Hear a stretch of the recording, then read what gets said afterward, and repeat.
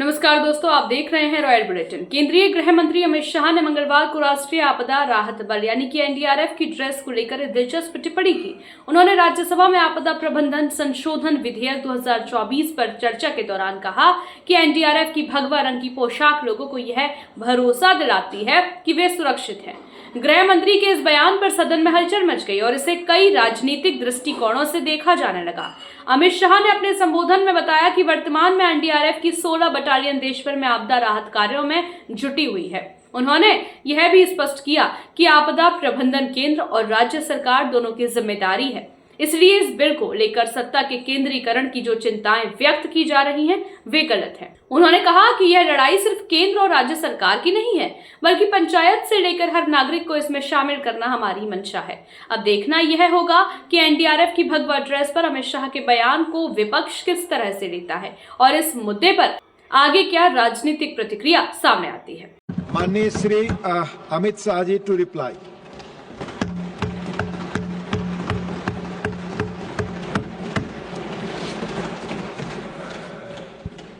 माननीय उपसभापति महोदय,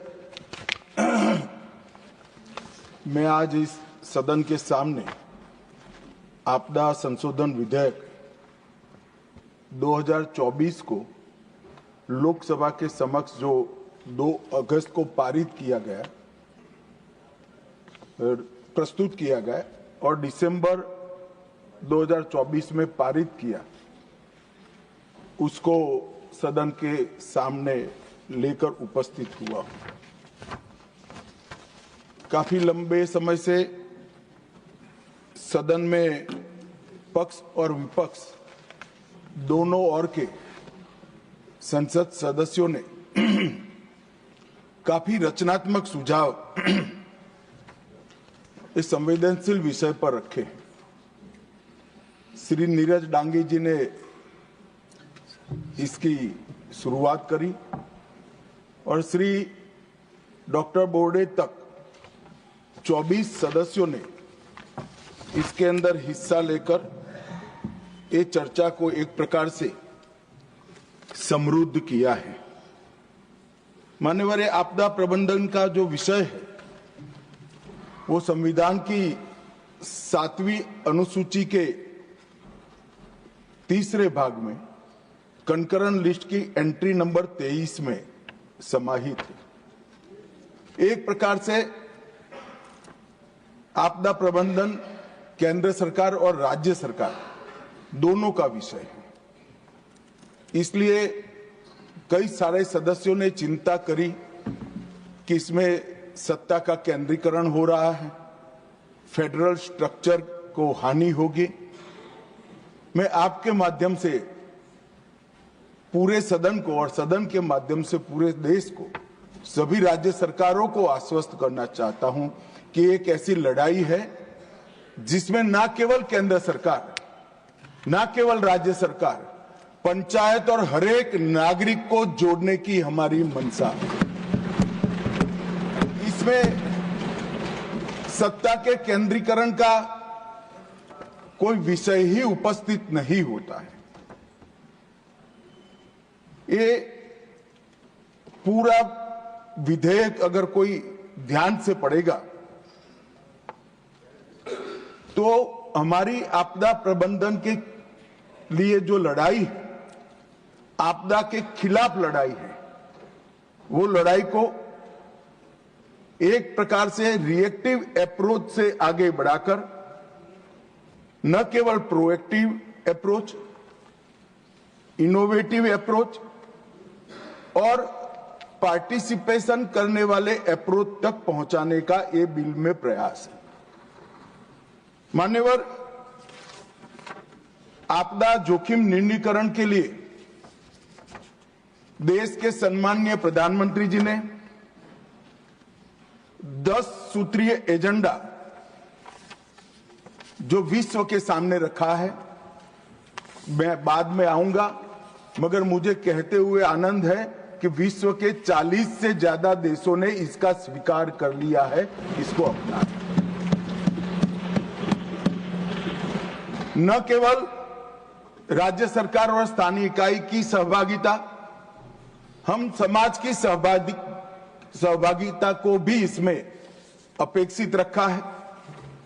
राष्ट्रीय स्तर के साथ साथ स्थानीय स्तर पर प्लानिंग की इसके अंदर गुंजाइश रखी है और संस्थाओं की शक्तियों और कर्तव्य दोनों का स्पष्टीकरण किया है। कोई भी आपदा के सामने की लड़ाई जब तक संस्थाओं को एम्पावर न करे नहीं लड़ी जा सकती है और जब तक संस्थाओं को रिस्पॉन्सिबल ना करे तब भी नहीं लड़ी जा सकती। और ये विधेयक को कोई ध्यान से देखेगा तो दोनों करने का काम हमने इस विधेयक के अंदर किया है। मान्यवर, हम सब जानते हैं कि आपदा का सीधा रिश्ता जलवायु परिवर्तन के साथ, तो आपदा न आए ऐसी व्यवस्था करने का सबसे अच्छा तरीका तो ये है कि जलवायु परिवर्तन को हम संभाल कर रखें, ग्लोबल वार्मिंग की चिंता करें। और ये आज भारत में जो बात माननीय नरेंद्र भाई कर रहे हैं वो आज की नहीं है। हजारों वर्षों से भारत इस दिशा में आगे बढ़ रहा है। यज्ञों से प्रकृति को अक्षुण्ण रखने की बात हो या यजुर्वेद के अंदर वर्णित शांति पाठ, जिसमें शांति की जो कामना की है वो सिर्फ मानव तक नहीं रखी। पृथ्वी, जल, जड़ी बूटी, वनस्पति, पेड़ पौधे, पशु और वहां तक कि अंतरिक्ष तक की शांति की हम प्रार्थना करते हैं, क्योंकि जलवायु का संरक्षण। और ये हमारे यजुर्वेद के टाइम से, उस समय से, वेदकालीन समय से मनुष्य और प्रकृति का परस्पर संबंध को हमने स्वीकार किया है और हमारी सरकार वही परंपरा को आगे बढ़ाने का काम कर रही है। मान्यवर, आपदा प्रबंधन के बारे में भी हड़प्पन सभ्यता हो या सिंधु सभ्यता, सब जगह पुरानी नगर रचनाओं को देखते हैं तो आपदा प्रबंधन के बहुत विशिष्ट प्रयास इसके अंदर इंगित हुए मिलते हैं। मौर्य साम्राज्य को भी पहली हाइड्रोलिक सभ्यता का अब सब लोग इसको स्वीकार करते हैं। हमारे यहां ये विचार नया नहीं है, परंतु जिस तरह से हानि हुई है वो हानि को परिपूर्ति करने के लिए परंपरागत उपायों के साथ साथ पर्यावरण की देखरेख के साथ साथ हमने आधुनिक उपायों को, विज्ञान को और दुनिया भर की अच्छी प्रैक्टिस को अपनाने का खुला मन रखना चाहिए। ये जो मैं अमेंडमेंट लेकर आया हूं मान्यवर, वो इसी का उदाहरण है। 2005 में पहली बार आपदा प्रबंधन अधिनियम आया। इसके तहत एनडीएमए, एसडीएमए और डीडीएमए का गठन किया गया। अब जब मैं एनडीएमए कहता हूं तब नेशनल डिजास्टर मैनेजमेंट अथॉरिटी की बात है, SDMA state disaster management authority की बात है और डिस्ट्रिक्ट डिजास्टर मैनेजमेंट अथॉरिटी का गठन ऑलरेडी हो चुका है। अब ये चिंता व्यक्त की जा रही है कि पावर का केंद्रीकरण होगा। ये पूरे विधेयक को आप ध्यान से पढ़ोगे तो इम्प्लीमेंटेशन की सबसे बड़ी जिम्मेदारी डिस्ट्रिक्ट डिजास्टर मैनेजमेंट को है, जो राज्य सरकार के अधीन है। इसलिए कहीं पर भी फेडरल स्ट्रक्चर को नुकसान करने की संभावना ही नहीं। इसके आर्थिक सहायता के लिए national disaster response fund, national disaster mitigation fund और राज्य और जिला स्तर कोई फंड की रचना भी की है। मान्यवर, जो पक्षपात का बहुत सारे लोगों ने आरोप लगाया, इसका मैं डिटेल में जवाब दूंगा, परंतु अगर पक्षपात होता है तो 2005 में यूपीए की सरकार के बनाए कानून के कारण होता है। मान्यवर, हमने उसमें कोई परिवर्तन नहीं किया है। और मैं फिर से एक बार सारे सदस्यों को कहता हूं कि वित्त आयोग ने एक वैज्ञानिक व्यवस्था की है आपदा सहाय के लिए। इससे एक काणी पाई भी कम एक भी राज्य को नरेंद्र मोदी सरकार ने नहीं दिया, बल्कि हमने ज्यादा दिया। कुछ सदस्यों ने सवाल उठाया मान्यवर कि क्यों अमेंडमेंट की क्या जरूरत है।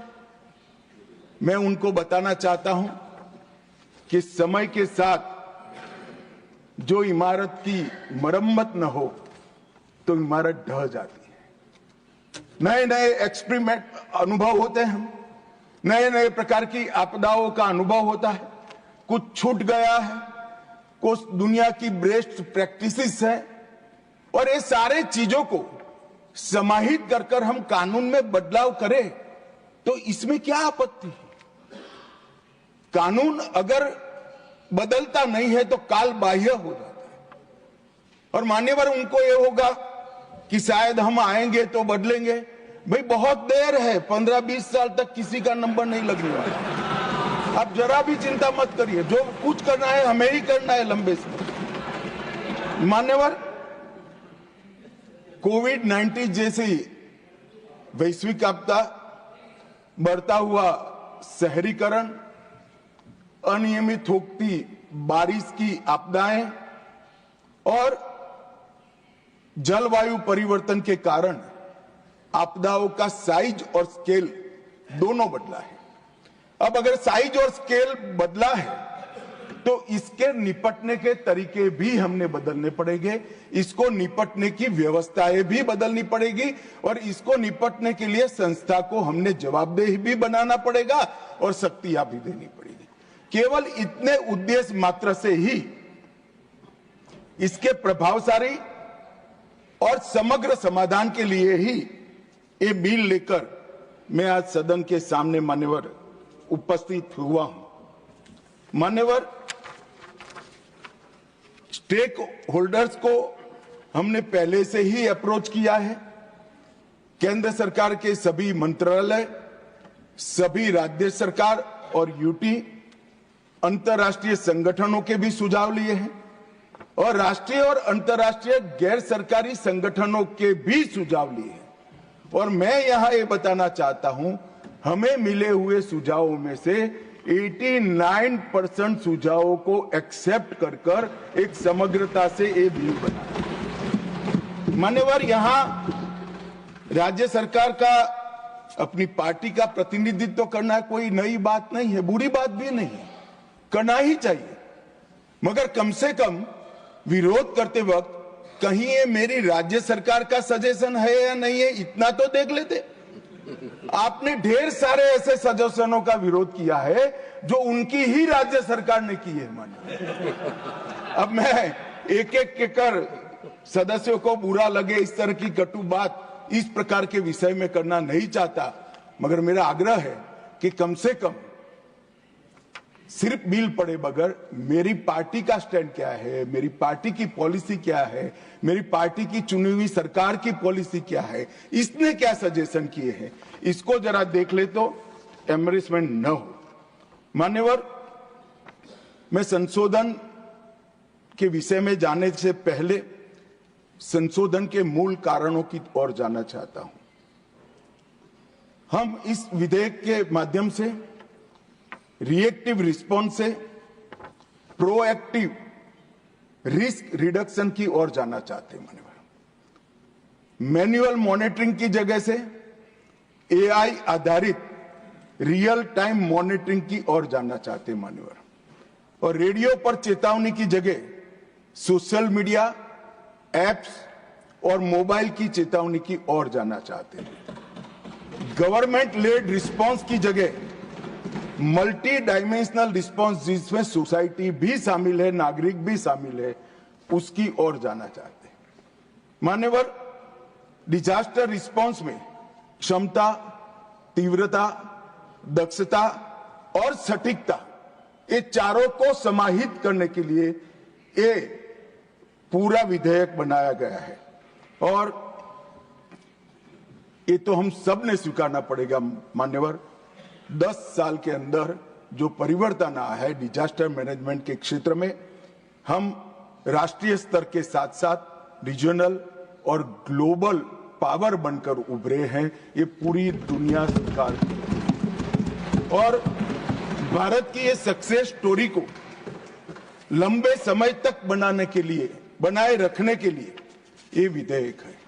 मेरे शब्द प्रयोग को कोई गलती से न समझे, मैं सरकार की सक्सेस स्टोरी नहीं कहता, भारत की सक्सेस स्टोरी को लंबे समय तक बनाने रखने के लिए। मान्यवर, इससे एनडीएमए और एसडीएमए दोनों प्रभावित होंगे, प्रभावी बनेंगे। राष्ट्रीय और राज्य स्तर पर, दोनों स्तर पर आपदा डेटाबेस का सृजन होगा।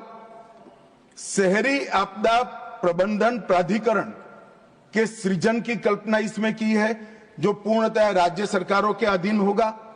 और 15वें वित्त आयोग की जो सिफारिशें हैं, इसका 100% इम्प्लीमेंटेशन के लिए भी इसका एक खाका बनाने के लिए ये वैधानिक ताकत एनडीएमए और एसडीआरएफ को देगा। मान्यवर, इसके अंदर ट्रांसपेरेंसी, केवल इंफॉर्मेशन साझा करना ट्रांसपेरेंसी नहीं है, ट्रस्ट, क्रेडिबिलिटी और अकाउंटेबिलिटी, ये तीनों तत्व इसके अंदर डाले गए हैं। रिस्पॉन्सिबिलिटी, केवल कार्यभार सौंपना नहीं है, well defined roles, full stop comma में भी कंफ्यूजन न हो, ऐसे वेल डिफाइंड रोल्स हमने किया है। और साथ में नैतिक जिम्मेदारियों को भी डालना मान्यवर हमने काम किया है। एफिशिएंसी का मतलब पुराने विधेयक में केवल गतिशीलता था, हमने संसाधनों का सर्वोत्तम उपयोग, इसके लिए भी रिस्पॉन्सिबिलिटी फिक्स की। और सिनर्जी का मतलब केवल टीम वर्क नहीं है, हमारी तैयारी, सुप्रबंधन, समन्वय तीनों कर सिनर्जी के साथ ये आपदा के खिलाफ लड़ने का इसके अंदर एक प्रयास किया गया है। तो ये 4 पिलर्स केवल शब्द नहीं है। अब आप इसकी धाराओं को देखोगे तो जब मैंने कहा ट्रांसपेरेंसी, तो धारा 2 इसको विस्तृत किया गया है। जैसे आपदा प्रबंधन, स्थानीय प्राधिकरण, mitigation, disaster risk, evaluation, exposure, recovery, पुनर्वास, शहरी प्राधिकरण, ऐसे नए शब्दों को परिभाषित कर ट्रांसपेरेंसी को हमने सुनिश्चित किया है। और धारा 13 गैर आवश्यक प्रावधानों को भी हटाने का काम ट्रांसपेरेंसी के लिए भी हुआ है। कुछ सदस्यों ने मुद्दा उठाया था धारा 13 को क्यों हटाया, मगर धारा 2 में जो एडिशन हुआ, इसके बाद 13 का कोई औचित्य नहीं रहता है। मान्यवर, रिस्पॉन्सिबिलिटी, जिम्मेदारी, इसके लिए धारा 3, 6 और 10 को लाए हैं, जिसमें एनडीएमए और एनईसी दोनों की रिस्पॉन्सिबिलिटी फिक्स करने का हमने मान्यवर काम किया है। धारा 18 और 22 ये भी रिस्पॉन्सिबिलिटी फिक्स करती है राज्य कार्यकारिणी समिति की। और धारा 56 लापरवाही और अवज्ञा के लिए अनुशासनात्मक कार्यवाही करने की शक्ति देती है, जिससे भी रिस्पॉन्सिबिलिटी फिक्स होगी। धारा 60A आपदा के दौरान निर्दोषों की अवहेलना करना और निर्देशों का संज्ञान न लेना, इसके लिए पेनल्टी का भी प्रावधान कर रिस्पॉन्सिबिलिटी को फिक्स करने का प्रयास किया है। तीसरा मैंने पिलर कहा एफिशिएंसी, कुशलता, धारा 5 जिसमें भर्तियों की प्रक्रिया सुनिश्चित की है। धारा 11 एनडीएमपी की तैयारी, समीक्षा और संशोधन की जिम्मेदारी एनडीएमए को सौंपी है। धारा 23 एसडीएमए की जिम्मेदारी तय की है। धारा 44A आपदा मोचन बल के गठन और एनेबलिंग प्रोविजन किए हैं। धारा 46 राष्ट्रीय आपदा मोचन निधि का अनुप्रयोग और इसको पारदर्शी बनाने की जिम्मेदारी इसमें तय हुई है। धारा 47 राष्ट्रीय आपदा सबंध निधि के अनुप्रयोग के बारे में है और 48 भी इसी के लिए है। और मान्यवर सिनर्जी के लिए नई धाराएं 8A और 8B जोड़ी गई है। एनसीएमसी HLC को वैधानिक दर्जा दिया है। धारा 25 जिला आपदा प्राधिकरण DDMA का गठन किया गया है। सिविल सोसाइटी संगठनों को इसके अंदर स्थान देने का हमने प्रबंधन किया है। 41A शहरी आपदा प्रबंधन प्राधिकरण UDMA का गठन, जो नया विचार लेकर इस विधेयक के माध्यम से मैं आपके समक्ष उपस्थित हुआ हूं। तो मान्यवर सभी जहां जहां सुधार किया गया है वो सभी सुधार ये 4 पिलर्स पर किया गया है। एक भी सुधार कोई भी प्रकार के सत्ता के केंद्रीकरण के लिए नहीं है। मान्यवर इस 10 साल को पीछे मुड़कर देखते हैं तो एक और तो प्रधानमंत्री जी ने पर्यावरण के लिए भी ढेर सारे काम किए हैं, पर्यावरण के संरक्षण के लिए, और आपदा प्रबंधन को भी बहुत आगे बढ़ा।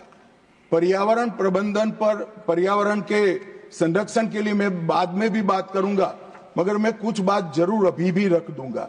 एक तरफ विश्व के सामने नरेंद्र मोदी जी ने केवड़िया कॉलोनी में मिशन लाइफ की बात की, तो दूसरी ओर 10 सूत्रीय आपदा जोखिम न्यूनीकरण का एजेंडा भी घोषित किया।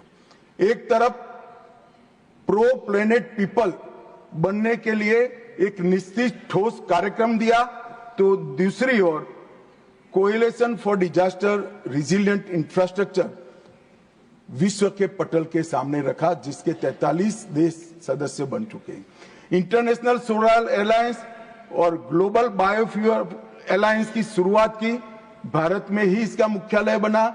तो G20 सम्मेलन की मेजबानी कर डिजास्टर रिस्क रिडक्शन पर टास्क फोर्स का गठन भी किया। तो ये दोनों मोर्चे पर प्रधानमंत्री जी ने और उनके नेतृत्व वाली सरकार ने मुहिम तरीके से बहुत दूरदर्शिता के साथ काम किया है।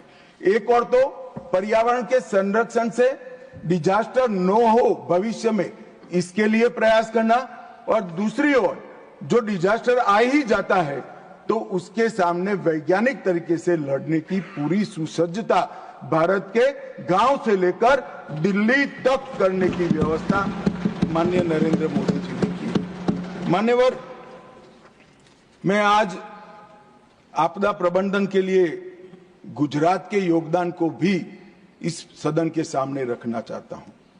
2001 में भुज में आई विनाशकारी भूकंप की घटना ने न केवल गुजरात, पूरे देश और विश्व को झंझोड़ कर रख दिया।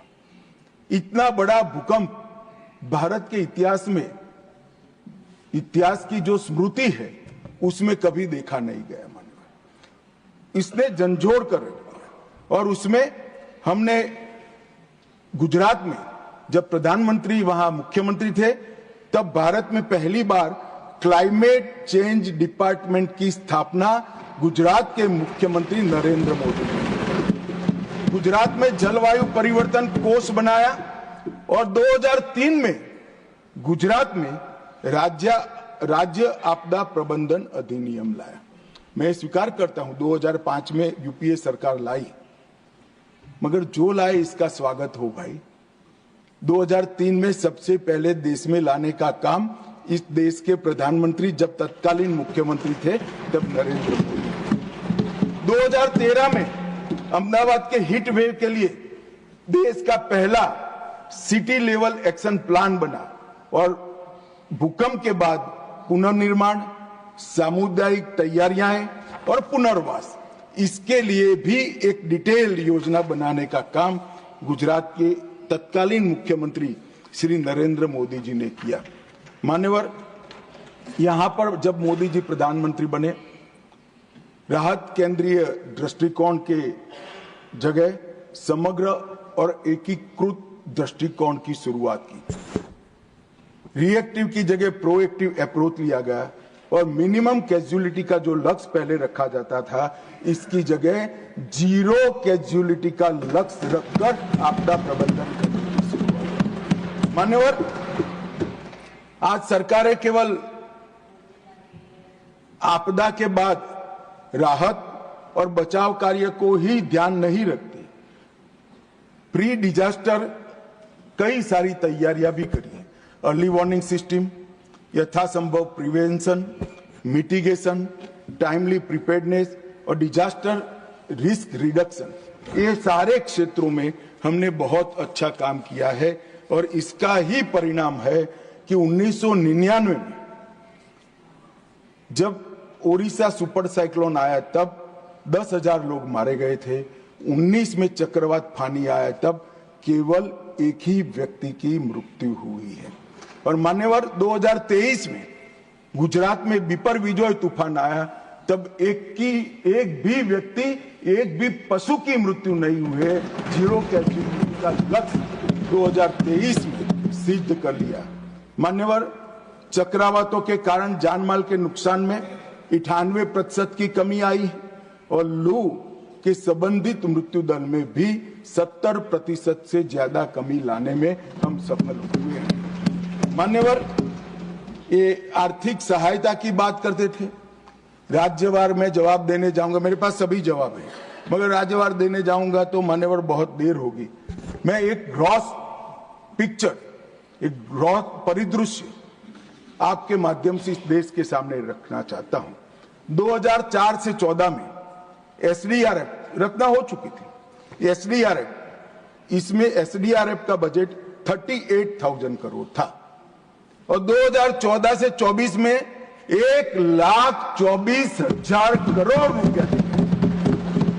माननीय एनडीआरएफ, जो शुद्ध रूप से भारत सरकार का पैसा, 2004 से 14 में 28,000 करोड़ था और मोदी जी के समय में 14 से 24 में 28,000 करोड़ से बढ़कर 80,000 करोड़ करने का काम, और टोटल करें तो 66,000 करोड़ से बढ़कर 2 लाख करोड़ से ज्यादा दिया है।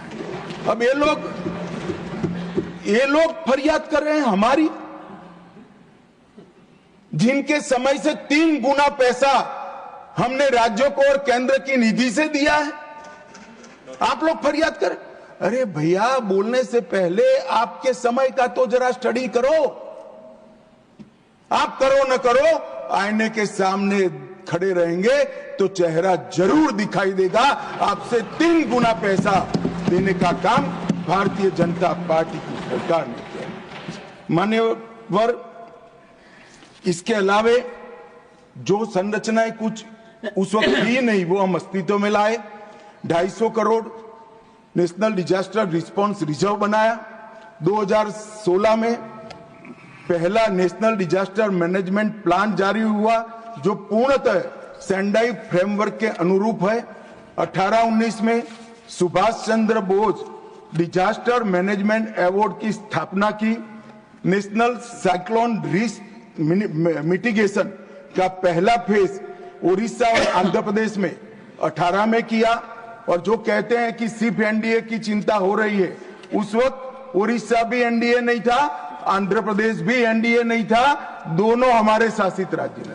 मान्यवर, और जो अंतर मंत्रालय परामर्श टीम भेजी जाती है, एक जमाने में जाने में 6-8 महीना होता है। 2019 के बाद 2020 या 21 में गृह मंत्रालय ने निर्णय किया कि पहले जाकर इमीडिएट जायजा लेंगे और 5 वर्ष में 10 दिन के अंदर हमने 97 आईएमसीटी की टीमें भेजकर तुरंत सहायता करने का प्रावधान भारतीय जनता पार्टी की नरेंद्र मोदी सरकार ने किया है। मान्यवर, एनडीआरएफ की 16 बटालियन कार्यरत हैं।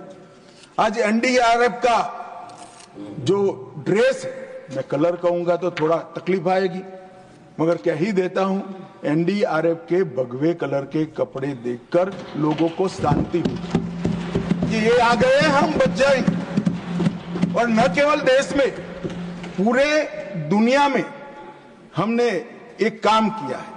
और इसके अलावे मान्यवर कुछ नए इनिशिएटिव लिए गए। भूस्खलन जोखिम प्रबंधन के लिए कार्यक्रम बनाया गया। ग्लेशियर लेड आउटबर्स्ट फ्लड, इसके लिए भी कार्यक्रम बनाया गया। नागरिक सुरक्षा और प्रशिक्षण क्षमता निर्माण का भी कार्यक्रम लिया गया। और मान्यवर कई सारे एनडीआरएफ ने इंटरनेशनल अभियान भी किए हैं। मान्यवर, Honorable Home Minister, honorable members, we are clocking 6 p.m. today. If the House agrees, we may sit beyond 6 p.m. today till the disposal of the Disaster Management Amendment Bill 2024. Do I have the leave of the House to extend the sitting beyond 6 p.m.? Honorable Home Minister. धन्यवाद सभापति महोदय। NDRF ने वसुधैव कुटुंबकम की भावना को ध्यान में रखते हुए 2015 में ऑपरेशन मैत्री नेपाल के भूकंप में, 2018 में ऑपरेशन समुद्र मैत्री इंडोनेशिया में, ऑपरेशन दोस्त 2023 में तुर्की और सीरिया में, ऑपरेशन करुणा म्यांमार में, ऑपरेशन सद्भाव वियतनाम में, तूफान त्यागी आया तब, और ये सब जगह के न केवल सरकार, उनकी जनता ने भी, ये सब देशों ने एनडीआरएफ की और मोदी जी की बुरी बुरी प्रशंसा की। मान्यवर, ये जो राष्ट्रीय स्तर पर हमारे आपदा प्रबंधन को स्वीकृति लाने का काम एनडीआरएफ ने किया है, मैं आज इस सदन के माध्यम से एनडीआरएफ के सभी जवानों को बहुत बहुत साधुवाद देना चाहता हूं। मान्यवर, हमने हमारे डिजास्टर मैनेजमेंट और डिजास्टर रिस्क रिडक्शन को पैना बनाने के लिए Japan, Tajikistan, Mongolia, Bangladesh, Italy, Turkmenistan, Maldives और उज्बेकिस्तान, ये सब के साथ समझौता ज्ञापन किया है। इस सब की भौगोलिक परिस्थिति में कोई न कोई ऐसा डिजास्टर है जो भारत के अंदर भी संभव है, तो हमारे बेस्ट प्रैक्टिसेस का फायदा उनको पहुंचे और उनके यहाँ जो व्यवस्था है वो हमारे लिए लाने के लिए हमने ढेर सारा काम किया है। न केवल समझौता ज्ञापन किया है, 15, 16, 19, 20, 23, इसमें हमने यहां पर अंतर्राष्ट्रीय गोष्ठियां भी आयोजित की है।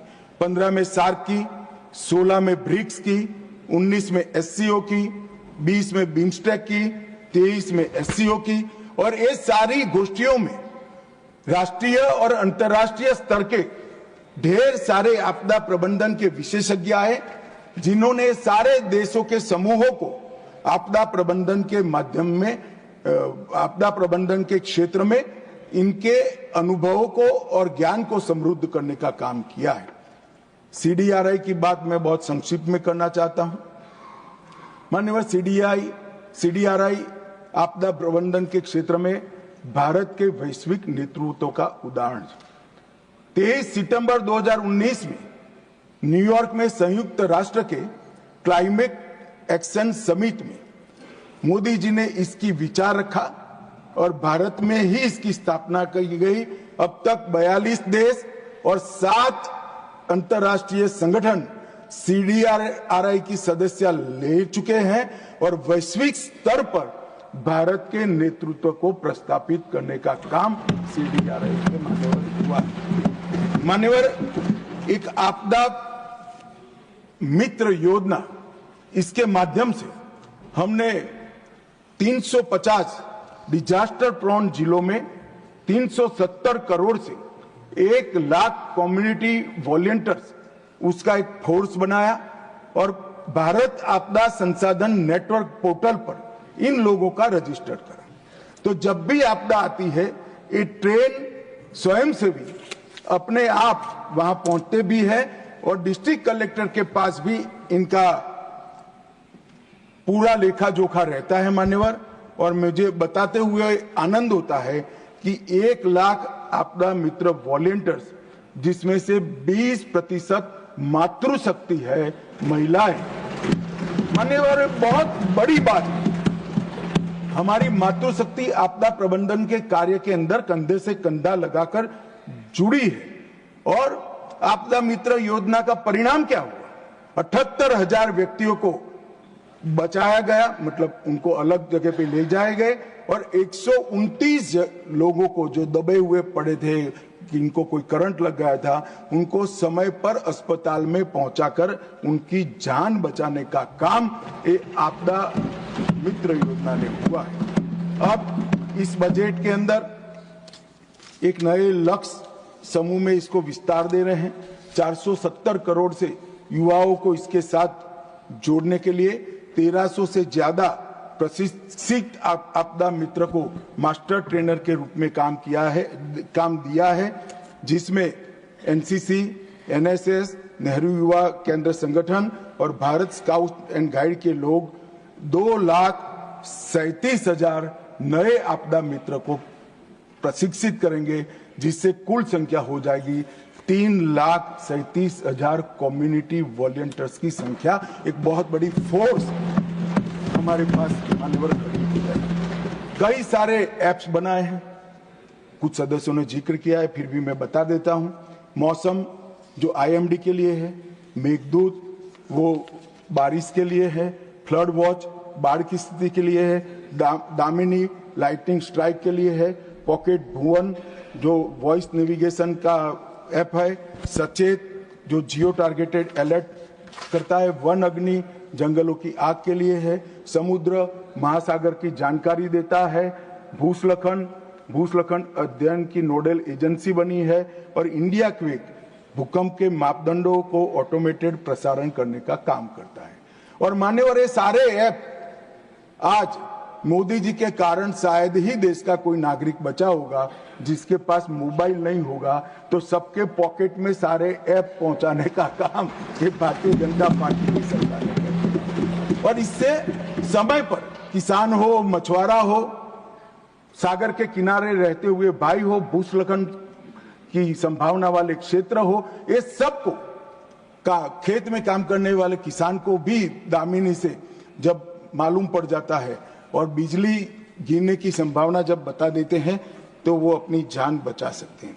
मान्यवर, मैंने पहले कहा था, मैं पर्यावरण के लिए भी जरूर बताना चाहूंगा। मान्यवर, एक बात निर्विवाद रूप से पूरी दुनिया स्वीकार कर चुकी है कि पर्यावरण के संरक्षण में नरेंद्र मोदी जी आज पूरी दुनिया का नेतृत्व संभाल रहे हैं, और इसीलिए संयुक्त राष्ट्र ने उनको चैंपियंस ऑफ अर्थ का उपाधि देकर उनको सम्मानित करने का किया। मोदी जी ने सिंगल यूज प्लास्टिक से भारत को मुक्त करने का काम लगभग समाप्त कर लिया है। इनकी पहल से बना हुआ इंटरनेशनल सोलर अलायंस और कई सारे देश इसके अंदर जुड़ चुके हैं। वन सन, वन अर्थ, वन ग्रिड परियोजना दुनिया भर में पॉपुलर करने का काम नरेंद्र मोदी जी ने किया है। दुनिया भर में सोलर एनर्जी साझा करने के लिए इंटर रीजनल एनर्जी ग्रिड का निर्माण करने का काम भी शुरू हो चुका है। एक पेड़ मां के नाम से अपनी मां का ऋण चुकाने के लिए करोड़ों लोगों ने श्रद्धा के साथ धरती माता और अपनी माता को ऋण चुकाने के लिए पेड़ को बोने का काम किया है। मान्यवर, एनर्जी की मैं बात करूं तो 2070 तक नेट जीरो कार्बन एमिशन ये लक्ष्य भारत ने रखा है। मोदी जी की पहल से बना international solar alliance, global biofuel alliance और 2025 तक 20% ब्लेंडिंग का जो लक्ष्य था वो हमने सिद्ध कर चुके हैं। आज 20% इको फ्रेंडली ईंधन हम सबकी गाड़ी में होता है। मान्यवर, 10 करोड़ उज्ज्वला गैस कनेक्शन देकर हमने कंडे और कोयले का जो धुआं जाता था उसको रोकने का काम किया है। स्वच्छता अभियान को 39% से बढ़ाकर 100% सैनिटेशन कवरेज तक पहुंचे हैं। नमामि गंगे के तहत 400 प्रकल्प शुरू हो चुके हैं। सीवरेज और घाटों का ये 400 प्रकल्प में से 125 प्रकल्प का काम पूर्ण हो चुका है। पीएम प्रणाम पृथ्वी माता के पुनरुद्धार के लिए केमिकल फर्टिलाइजर का उपयोग कम करने के लिए एक बहुत बड़ी योजना लेकर आए हैं। गोवर्धन स्कीम, वो कंडों में गोबर को बदलाव करने की जगह इससे गैस बनाकर और प्राकृतिक खातर बनाकर हम धुआं भी कम कर रहे हैं और हमारी मातृभूमि का संरक्षण करने का काम भी माननीय कर रहे हैं। और इसके साथ साथ पीएम सूर्यघर योजना और advance automotive technology product electric vehicle, उसको भी 26,000 करोड़ का बजटीय प्रावधान किया गया है। ग्रीन हाइड्रोजन मिशन, उसने मान्यवर एक नए प्रकार की ऊर्जा पूरी दुनिया में बढ़ने का काम किया है। मान्यवर, ये जो मैं 2005 के कानून में सुधार लेकर आया हूं, वो सुधार के उद्देश्य और वो सुधार के पहले 10 साल के अचीवमेंट मैंने बताए। मान्यवर, अगर चर्चा में कुछ चीजें आई है जिसका जवाब देना मेरे लिए बहुत जरूरी बन जाता है। मान्यवर, अब जिन जिन लोगों ने जिक्र किया है वो जरा मुझे धैर्य से सुने, ऐसा मेरा उनको विनती है। मान्यवर, 2019 का कोविड के प्रबंधन के लिए जिन लोगों ने टिप्पणियां की, मैं विश्वास के साथ उनको बताना चाहता हूं, पूरे संसार में सबसे अच्छा कोविड प्रबंधन कहीं हुआ है तो हमारे भारत में, और इसका हर भारतीय को गौरव होना है। पूरा संसार आज उसकी भूरी भूरी प्रशंसा कर रहा है। मान्यवर, दुनिया में सबसे अच्छा मैनेजमेंट हमने करा। कोविड आते ही टीका बनाने की शुरुआत की। कई ऐसे रोग हैं कांग्रेस के शासन के अंदर, उसका बना हुआ टीका लगाने में 20-20 साल, 2-2 पीढ़ियां निकल गई। हमने एक ही 2 साल में टीका बनाया भी, 130 करोड़ लोगों को लगाया और 2-2 टीके लगाए। और टेक्नोलॉजी का इससे सटीक उपयोग जन कल्याण के लिए पूरे विश्व में मान्यवर कहीं नहीं हुआ होगा। मान्यवर, टेक्नोलॉजी का जो उपयोग हुआ, टीका लगाते ही आपके मोबाइल पर मोदी जी की हंसती हुई फोटो के साथ सर्टिफिकेट आ जाता था। कहीं सर्टिफिकेट लेने नहीं जाना है, आपका नंबर आते ही एसएमएस आ जाता था। टीका लगते ही आपका तबीयत ठीक है इसकी पृच्छा का एसएमएस आ जाता था, और दूसरे टीके का टाइम होते ही रिमाइंडर आ जाता था। मान्यवर, ये तभी संभव हुआ है जब ये हंसते थे कि टेक्नोलॉजी से क्या होगा, पेट भरेगा क्या? पेट ही नहीं भरा, जान भी बची है, ये आज आपको स्वीकार करना। मान्यवर, ऑनलाइन ट्रीटमेंट, मुझे बरोबर याद है मान्यवर, कई सारे एक्सपेरिमेंट होते थे क्योंकि इसकी कोई निश्चित ट्रीटमेंट ही नहीं थी। पहली बार दुनिया इस वायरस का सामना कर रही थी, ट्रायल एंड एरर चल रहे थे। कई सारी ऐसी दवाइयां, कई ऐसी ट्रीटमेंट जो सफलता प्राप्त करती थी, लोग तुरंत ही देश के साथ, दुनिया के साथ साझा करते थे। तज्ञ डॉक्टर इस पर बैठकर इसको सर्टिफाइड करते थे, इसको जारी करते थे। परंतु छोटे से छोटे गांव से राज्य के सिविल अस्पतालों तक और राज्य के सिविल अस्पताल से एम्स तक वीडियो कॉन्फ्रेंस के माध्यम से, टेली मेडिसिन के माध्यम से छोटे से छोटे दर्दी के डॉक्टर को यहां से गाइड करने का काम किया गया, और मैं कह सकता हूं लाखों लोगों की जान बची। मान्यवर, 40 बार इस देश के प्रधानमंत्री ने राज्य के मुख्यमंत्रियों के साथ बातचीत की, इनकी पृच्छा की, और केवल प्रधानमंत्री नहीं, पूरा मंत्रिमंडल जो इसके लिए काम के साथ जुड़ा था वो बैठता था। कोई मुझे बता दे, किसी भी आपदा में आजाद भारत में कोई प्रधानमंत्री ने सभी मुख्यमंत्रियों के साथ 40 बार बात की हो तो वो बता दे। और आप फेडरल स्ट्रक्चर की बात कर रहे हो। कोई कह सकता है हमारे राज्य में टीका नहीं मिला? टीका तो हम सबको देते थे, लगाने में राजनीति होती थी, मोदी टीका कर कर लोगों को रोक रहे थे। और जब देखा कि ये तो अब काम में आने लगा है, चुपचाप अंधेरे में 2 टीके लगाकर घर में बैठे, ट्वीट भी नहीं किया, जनता को गुमराह कर। ऐसे आपदा के समय में मान्यवर पूरी दुनिया में सबसे अच्छी लड़ाई हम लड़े, इसका कारण नेतृत्व है। नेतृत्व किस प्रकार से? नेतृत्व के कई प्रकार होते हैं। कोई अपने आप में विद्वान होता है, अभ्यास करता है, अच्छे भाषण कर लेता है, चुनाव जिताता है, उसको नेता मानते हैं। मगर मैं नेता मानता हूं क्योंकि हम सफल इसलिए हुए कि पूरी दुनिया में सरकारें कोविड-19 के खिलाफ लड़ रही थी। हमारे यहां केंद्र सरकार, राज्य सरकार और 130 करोड़ की जनता सभी लड़ रहे हैं। इसका नाम नेतृत्व होता है। आजाद भारत में एक भी उदाहरण नहीं है, कोई सरकारी नोटिफिकेशन के बगैर एक नेता ने वायु प्रवचन किया कि कल जनता कर्फ्यू है, कोई अपने व्हीकल लेकर नहीं जाएगा और पूरा देश, एरोप्लेन बंद, रेलवे बंद, ट्रेन बंद, गाड़ी बंद। इतना बड़ा सम्मान किसी नेता के अपील को कभी नहीं मिला। हमने जब जनता कर्फ्यू निकाला, मखौल उड़ाते थे, थाली बजाकर जागरूकता लाने का काम किया, मखौल उड़ाते थे, दिया प्रगटाकर श्रद्धा व्यक्त करने का काम किया, ईश्वर से मदद मांगकर हमारी लड़ने की क्षमता का वृद्धि करने का काम किया, हमारा मजाक उड़ाते थे। और अंत में क्या हुआ? जो मजाक उड़ाते थे वो खुद ही मजाक हो गए मान्यवर, और देश की जनता ने दूसरी बार नरेंद्र मोदी को चुनकर भेजा। मान्यवर, एक बात हुई पीएम केयर की कि पीएम केयर में कोई ट्रांसपेरेंसी नहीं है, ये नहीं है, वो नहीं है, ढेर सारे आरोप लगाए। लगाने में तो अब एक कल्चर बना है, आरोप लगाना और भाग जाना। परंतु मान्यवर, ये तो पार्लियामेंट है, स्ट्रीट नहीं है। यहां आरोप लगाओगे तो जवाब भी सुनना पड़ेगा। अब धैर्य से सुनिएगा। प्रधानमंत्री राष्ट्रीय राहत कोष कांग्रेस के शासन में बना मान्यवर, और पीएम केयर्स नरेंद्र मोदी जी के शासन में बना, एनडीए के शासन में बना। कांग्रेस के शासन में एक परिवार का ही नियंत्रण होता था। इसके अंदर कांग्रेस के अध्यक्ष सदस्य होते थे मान्यवर।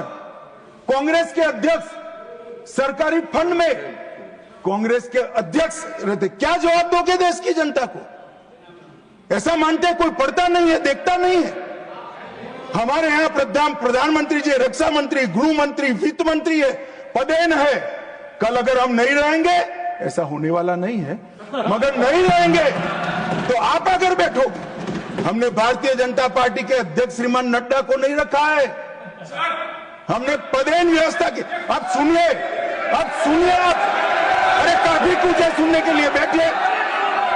मान्यवर, कोई पारदर्शिता नहीं थी। आप बैठिए ना, आप बैठिए। Nothing will go on record. He is not yielding. No. Honorable Home Minister. मान्यवर, Not yielding. Honorable एक सेकंड, Home एक Minister second. is not yielding. हाँ, मुझे सुनिए ना। मान्यवर, मैं गलत हूं तो कल लिखित रूप में आपको दे दूंगा, नहीं तो ऑथेंटिक कर लूंगा। आप चिंता मत करिए। He is not yielding. मान्यवर, जवाब बीच में देने की प्रथा है हमारी क्या? He is not yielding. Nothing will go on record. He is not yielding. No, he is not yielding. मान्यवर, वो बोल रहे थे, मैं कुछ नहीं बोला। उनको लगा कि बैठा बैठा सुन रहा है, ठीक ही है। ऐसा नहीं होता है भाई। मान्यवर, ये फंड का उपयोग क्या हुआ? प्रधानमंत्री राहत कोष के फंड में से राजीव गांधी फाउंडेशन को फंड दिया गया। अबे राजीव गांधी फाउंडेशन कौन चलाता है? कांग्रेस की अध्यक्ष और उनका परिवार चलाता है मान्यवर, तत्कालीन कांग्रेस की अध्यक्ष। मान्यवर, फंड का ट्रांसपेरेंट उपयोग है। हमने क्या किया? कोरोना महामारी, आपदा राहत, ऑक्सीजन प्लांट, वेंटिलेटर, गरीबों को सहायता और टीकाकरण के लिए इसका खर्च करने का काम भारतीय जनता पार्टी के प्रधानमंत्री। मान्यवर, जवाबदेही, कोई स्पष्ट पारदर्शिता नहीं थी। फंड के उपयोग के लिए कोई कमिटी नहीं थी। यहां पर प्रधानमंत्री जी के प्रधान सचिव, जो ब्यूरोक्रेट होते हैं, उनकी अध्यक्षता में 5 सचिवों का कमिटी बनाया गया है। वो रेकमेंड करता है, फिर वो ट्रस्टियों के सामने आता है और तब जाकर खर्च होता है।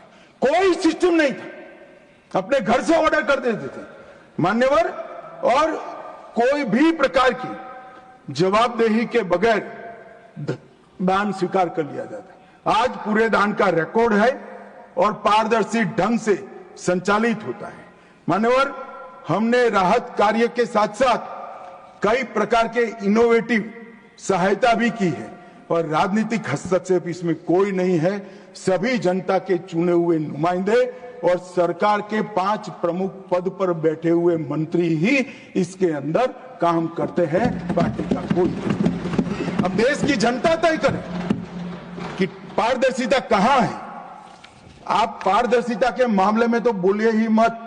जीप कांड से लेकर बोफोर्स तक इतनी पारदर्शिता आपने बताई है 2G तक कि पूरा देश थक गया है देखते थे।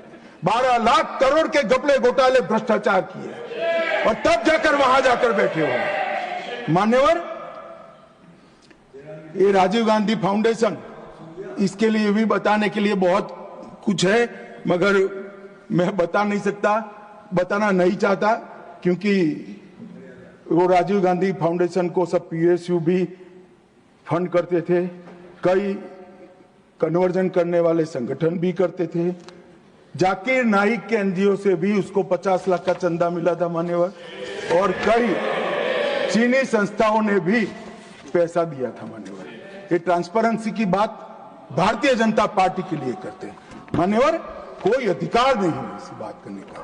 मान्यवर, नीरज डागी जी ने कोविड विफल प्रबंधन का मुद्दा उठाया, इसके बाद उन्होंने कहा DM अधिनियम में कोई विशिष्ट आपदा सूचीबद्ध नहीं है।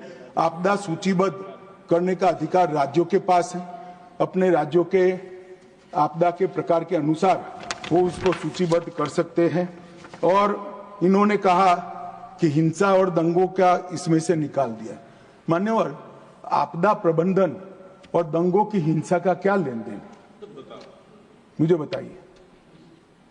ये क्यों विचार आता है?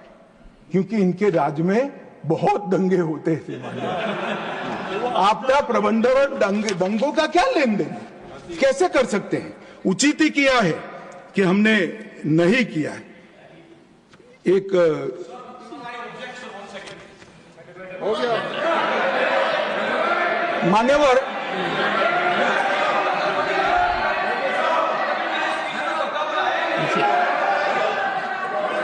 मान्यवर, हो गया रीता बनर्जी AITC के, उन्होंने कहा कि हमें फंड कम दिया गया है। UPA सरकार जिसमें ममता जी थी, इससे 367% ज्यादा फंड भारतीय जनता पार्टी की सरकार ने।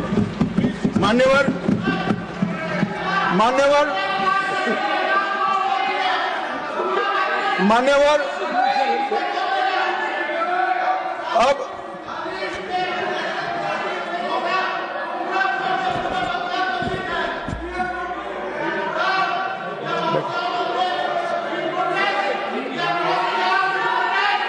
मान्यवर, उनको सुनना है क्या? आप प्लीज मुझे संरक्षण दीजिए, उनको बिठाइए। Honorable members, please take your seat. This is not our culture. I am happy that leader will take care of you. Please, no, take your seat. Take your seat. Okay. Take your seat. I do not appreciate disturbance in the house.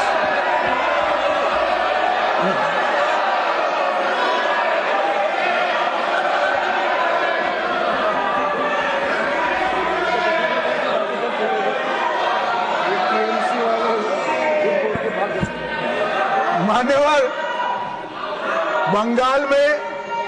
Bengal में सरकार बदली, party बदली, मगर walkout करने की परंपरा नहीं बदली। कम्युनिस्ट भी करते थे, ये भी करते हैं। मान्यवर, कर्नाटक में उच्च स्तरीय समिति द्वारा 5909 करोड़ का आकलन दिया गया, जिसमें से 5800 करोड़ दिया है। केरल में 3743, उसमें से 2438 करोड़ का दिया है। तमिलनाडु में 4817, उसमें से 4600 करोड़। पश्चिम बंगाल 6837, इसमें से 5000 करोड़। हिमाचल 239, इसमें से 1766 करोड़। तेलंगाना भी जो समिति ने दिया वो कमोबेश दिया है। अब एक फैशन हो गई। मैं आपको बताना चाहता हूं कि वित्त आयोग ने ये सहायता करने के लिए एक नॉर्म्स तय किए हैं कि भाई आपदा के समय में सहायता किस तरह से की जाएगी वो भी तय किया है, और इसका दर क्या होगा वो भी किया है। पशु मर जाता है, दूध वाला पशु मरता है तो एक्स सहायता होगी, दूध न देने वाला मर जाए तो वाई होगी, झोंपड़ी टूटेगी तो ए होगा, पक्का मकान गिरेगा तो बी होगा, बिजली का खंभा गिरेगा तो ए होगा, रोड टूटेंगे तो ए होगा। ये सारी चीजों के नॉर्म तैयार है। मेरा सभी राज्यों से आग्रह है कि वो नॉर्म्स के हिसाब से अपनी दरखास्त भेजे। आपने जो फ्री बीज बांटी है इसका खर्चा आपदा प्रबंधन के पैसों से नहीं हो सकता भाई। नॉर्म्स के हिसाब से 5,000 करोड़ बनता है और 50,000 करोड़ का आप करोगे। हमने 50,000 करोड़ मांगा था, 5,000 करोड़ दिया। अरे भाई मांगा ज्यादा था, आपका बनता नहीं है। और ये नॉर्म्स अगर किसी को नहीं, वैसे तो साइट पर है, नहीं है तो मुख्यमंत्री जी मुझे पत्र लिखे, मैं तुरंत पर्सनल मैसेंजर से उनको भेज दूंगा, वो देखकर वो बनाए।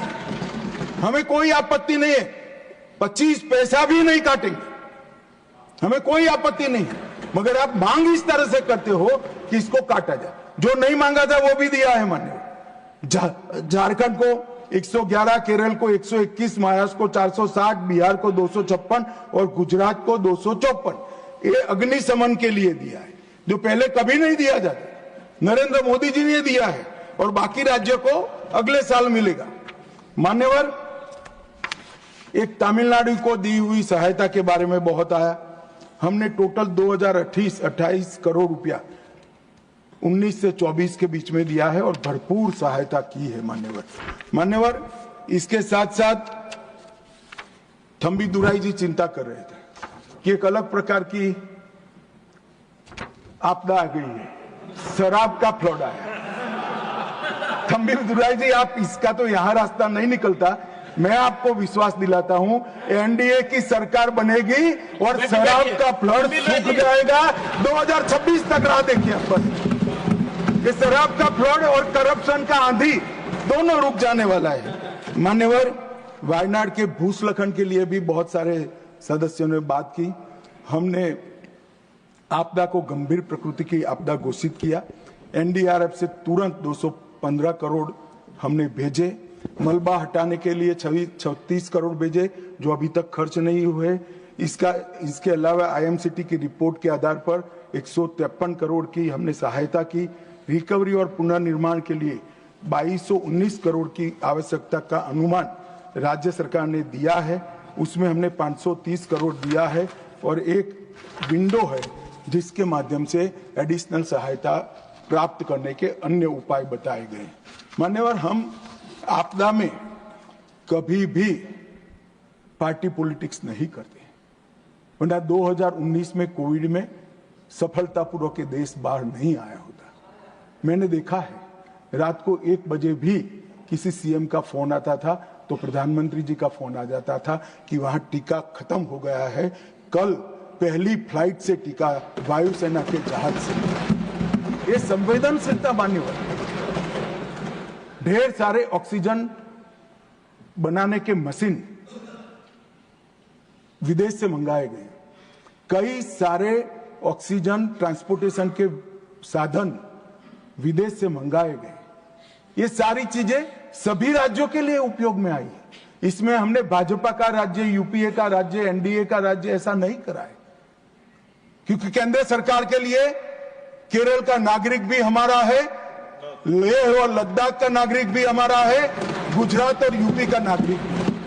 केंद्र सरकार कभी इस तरह से नहीं देख सकती। ये हमारी पार्टी का कल्चर नहीं है मान्यवर, परंतु सभी लोग सोचते हैं, क्योंकि सोचने की एक पुरानी आदत पड़ी थी। जब वो सत्ता में थे तब किस तरह से करते हैं। मगर मैं स्पष्टता करना चाहता हूं, रिकॉर्ड क्लियर है मान्यवर, हम आपदा के काम में और सरकार के संसाधनों के वितरण में कोई पक्षपात नहीं करते। संवैधानिक व्यवस्था से ही होता है, किसी को शंका रखने की जरूरत नहीं। मान्यवर, आज जो मैं बिल लेकर आया हूं इसमें टेक्निकल कैपेबिलिटी बढ़ाने का तो प्रावधान है ही, ह्यूमन कैपेसिटी पर भी हमने इसमें ध्यान रखा है। गवर्नमेंट के एफर्ट्स के साथ कम्युनिटी एफर्ट्स बढ़ाने का भी प्रावधान किए है और आपदा रोधी निर्माण के साथ प्रकृति के संरक्षण की भी चिंता है। मेरा अतः सभी दल के सदस्यों को एक विनंती है कि एक ऐसा बिल है जिसको सर्वानुमत से पारित करना चाहिए, देश और दुनिया में इसका संदेश देना चाहिए। आपसे सहयोग की अपेक्षा है। बहुत बहुत अपनी राय हमें कमेंट में जरूर बताएं और ऐसे ही लेटेस्ट अपडेट्स के लिए हमारे चैनल रॉयल बुलेटिन को लाइक, शेयर और सब्सक्राइब करना ना भूलें।